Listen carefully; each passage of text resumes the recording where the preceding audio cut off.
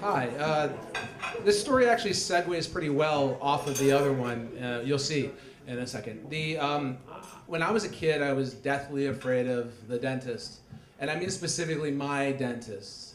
He had that all too calm voice a lot of times. He would say, "Did you floss your teeth?" Like Hannibal Lecter, constantly asking questions. And he also turned out to be my assistant scoutmaster. So it wasn't you, I swear it wasn't you.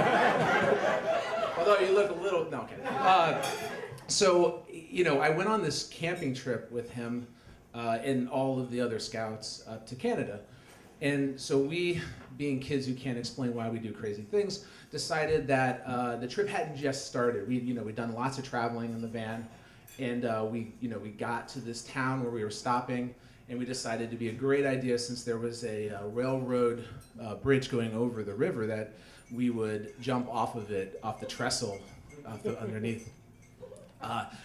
So it was about 30 feet from the trestle down to the water, and we set up. We're good scouts. We set up like rescue lines off of there.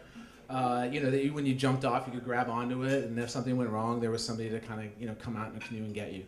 So I went up. I think I was like fifth or sixth in line, and we all went up, and everybody took a turn jumping off. It was good. Everything was great.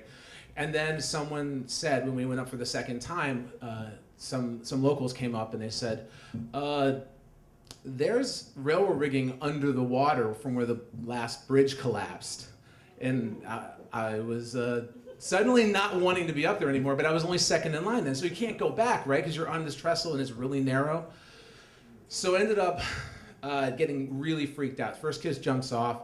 Second, I'm second, and I'm looking down, and the more I look at it, the more I can see, I swear I can see railroad rigging under the water.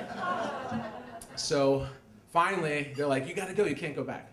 So I jump off, and then I hear, and then splash. So I hit the water, and the water's really cold. It's Canada, it's cold, really cold, like Molson cold. And then I grab onto the rescue line, and I'm thinking, everything's good. And then I thought, I swear I hit something.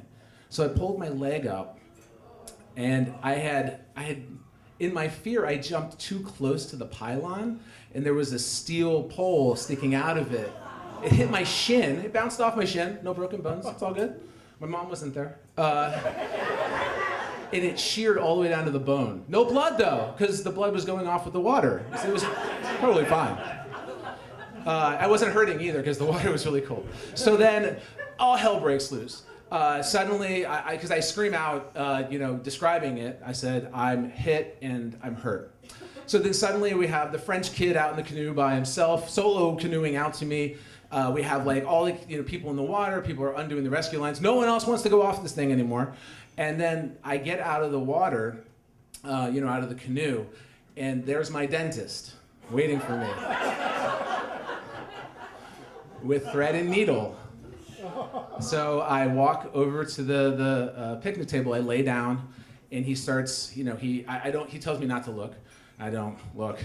And so I lay down there, and he does. He sews me up. He actually gave me. He said antidepressants to make sure that I didn't freak out or something. And then I laid down in the camp.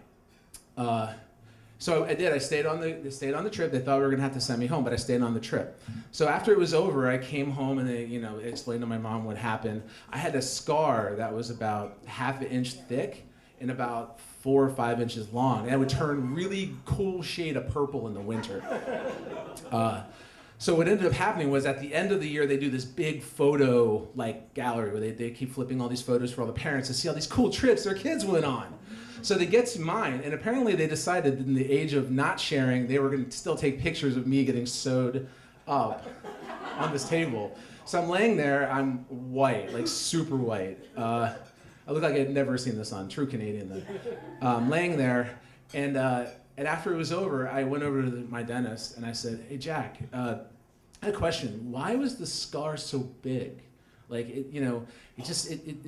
really, really wide, and everybody always notices that." And he says, "Well," and this answer actually made me love him simultaneously more and fear him a lot more. He said, it was the first day of the trip. I only had enough thread for 8 stitches because we wanted to save some in case someone else did something stupid.